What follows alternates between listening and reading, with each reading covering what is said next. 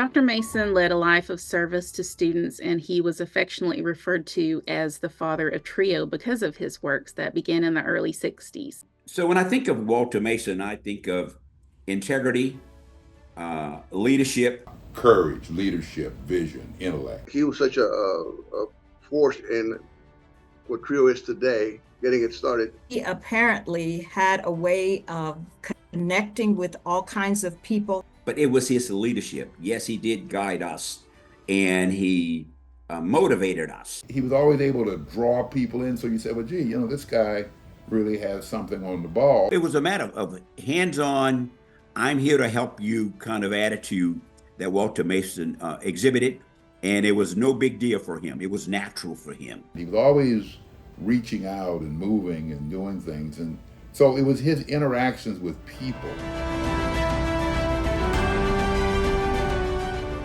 He's from Oklahoma.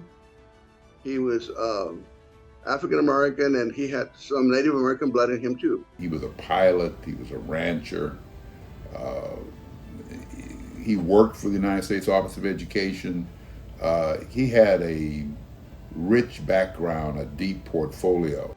His message to TRIO professionals is that there was clout in numbers, and that TRIO had to remain vigilant in ensuring that our voices be heard so that we can continue to provide hope and opportunities to low-income and first-generation participants. I realized how instrumental he was in helping TRIO to be recognized, to be funded, to be respected. He wanted to make sure that the TRIO program succeeded and that they thrived and that they continued forever. He had hands-on involvement in terms of state associations, organizing. He was a leader because he had won the trust of all of the groups that were functioning in SWASAP. He and I played a big role in breaking that color barrier within the TRIO community.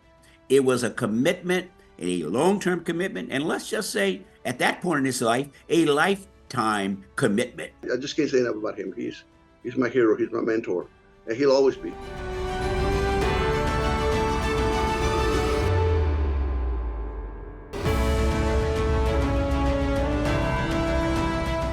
The committee attempts to pick out persons who have distinguished themselves in leadership. To receive the Walter Mason Award is a big, big thing. I'm very proud to have mine in my credential back here. Each of them have done something that distinguishes them in their work, but it exemplifies their courage, their grit, their commitment to our cause.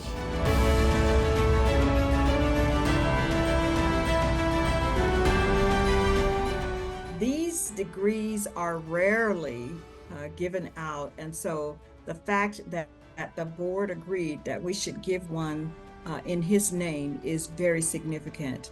I think the combination of that degree being awarded to his family, the permanent Hall of Fame award being on display here on campus, and then the work that I do daily with all of our student affinity groups, as well as the general student population, will keep elevating attention on this issue of diversity and inclusion and just celebrating the excellence that comes out of it.